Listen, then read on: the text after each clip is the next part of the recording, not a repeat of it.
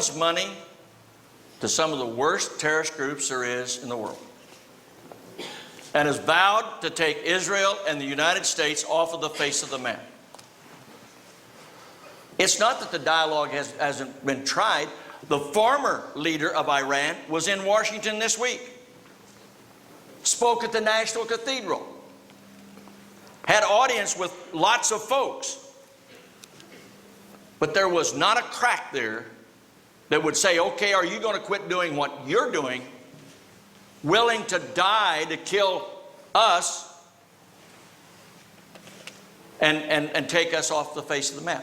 North Korea, we got ongoing talks through Red China and some partners on the Pacific Rim. Those talks are moving forward. But there is a country that will implode because the massive starvation of their own people just to supply money for their military complex. And it will finally implode. Stay strong, keep our resolve, and to make sure that they understand what our position is too. But it's pretty tough. It's pretty tough to negotiate with people who will support Hamas, Hezbollah, even Al Qaeda, and any other terrorist group around the world. Around the world, and is dedicated to the destruction of not only Israel, but the United States of America. Well, let's look at the options if we don't communicate. If we don't communicate, there is no upside here. We need to communicate, and we need to use our status as the leader of the free world to apply the pressure to these folks diplomatically, or Senator Burns has said it, we're in trouble. As far as North Korea goes, why are we depending on Red China to do our negotiations for us? We should be working together on this to move this forward.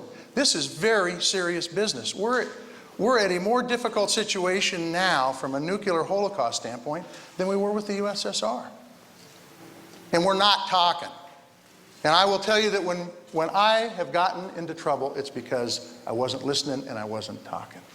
And we need, as a country, as a leader of the free world, to step up to the plate and show what we've done in the past. And that is lead. Please withhold your applause. Senator Burns. Well, we're communicating, and they're listening, and we are hearing them. Now, how do you bring it together? There's only one way to protect the free world. Be strong. President Reagan said it. Please withhold your applause until the end of the forum. Peace through strength. Trust, but verify.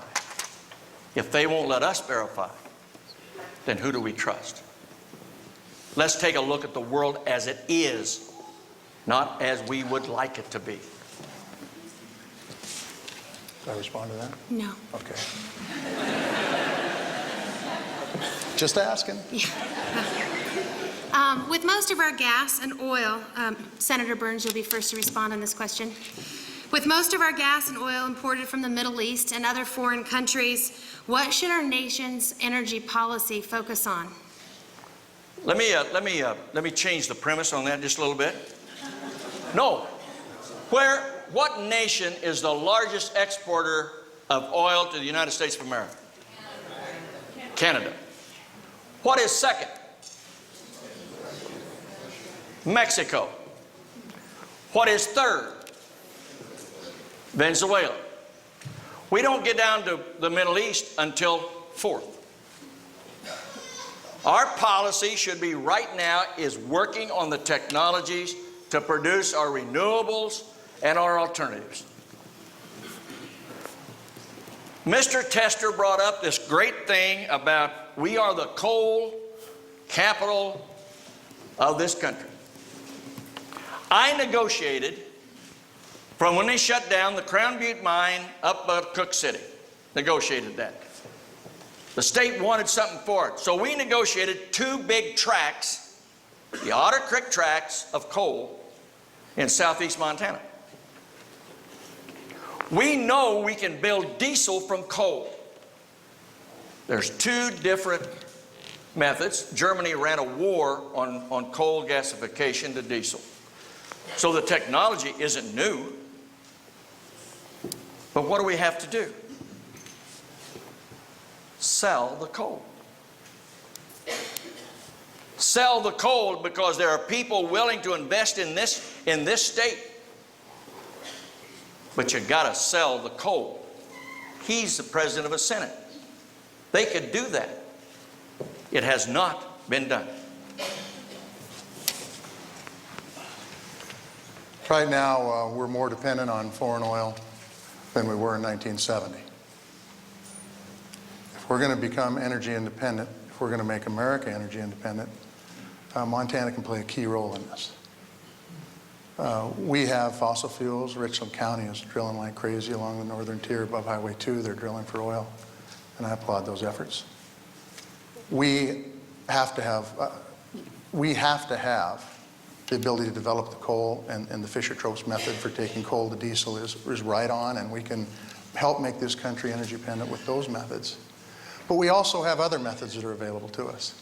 Because the work we did last session in the Montana legislature, we went from 50th to 15th in the nation from electricity generated from wind. That's a step in the right direction. I farm west of Big Sandy. Eastern Montana can raise oil seeds like crazy. There's another one, vegetable oils.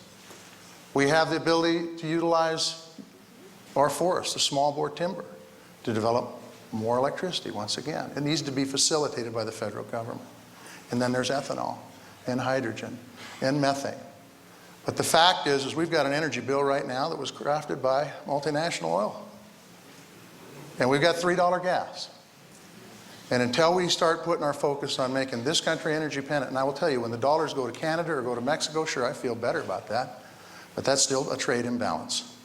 And we need to work on energy independence for this country, and Montana can be a key role player for making this country, the United States of America, energy independent. We just need to have a government that will help facilitate what we need to do to get there. Skirt of the question. Skirt of the question. Over at Sydney the other day, we had a little hearing. Identified 11 million acres that can produce, if you like, biodiesel to produce oil.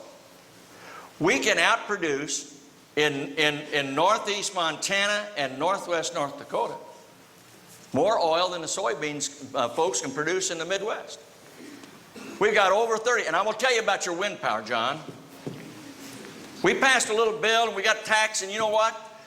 Those windmills south of Judith Gap, they wouldn't be there had it not been for the 2005 energy bill. Session. Yeah, not you, I can tell you that right now. It was us. And I'll tell you what, and there wouldn't be 30 some odd new ethanol plants going up in the Midwest. We can compete with some form of ethanol. But that technology's not there yet. Cellulosic. We're not there yet. But corn takes us out. But we can do something with oil, seeds, and we can do something with coal, and that time over. By gosh, I can read. Well, I think it's interesting that after 18 years in the United States Senate, and after 2 years being president of the Senate, that the policies that I pass suddenly don't count. And the policies that he's passed does. You know, I think it's absolutely amazing, Senator Burns, that you can actually stand there with a straight face and say that. Because the truth is, being a farmer, I can tell you we can make ethanol out of barley. Believe it or not, we can do that. But you got to have faith. And you got to have a government that's willing to facilitate it. And then we've got cattle feed, so we can feed cattle with the byproduct. The fact is it's a Johnny-come-lately on this one for you. And it's because of the work we did last session that got us wind energy up, that got us potential for ethanol to be working in this state. The Midwest is great, but let's create some jobs here. Right on. Yeah. Thank you. Mr. Tester,